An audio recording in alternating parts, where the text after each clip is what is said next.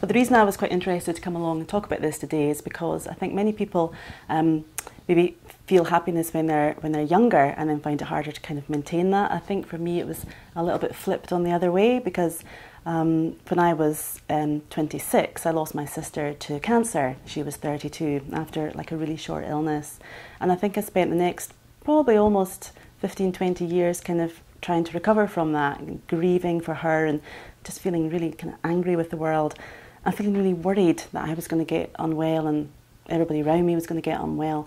And I think I eventually got to a point where I thought, okay, I could just keep doing this forever and feeling like this. But I decided that I had to make a stop, that I'd grieved for long enough for Rosie and it was time to move on with my life.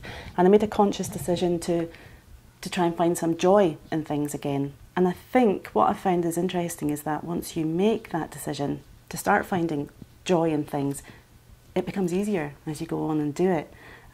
So I find great joy in the children, but I find great joy when I walk along beaches, and I find great joy in music, and I make a point, not a conscious point, but I'll try every day to find a few things that I find joyful, and that I can almost bank that, and that makes me feel good, because I've definitely got a bit of a melancholic streak in me. I always did have. I was quite reserved as a child, so I know that I can dip, but I kind of make a conscious decision to think life is great, you know, and we're here now, and it's about kind of living in the moment rather than grieving for the past and worrying about the future. It's kind of making the most of right now.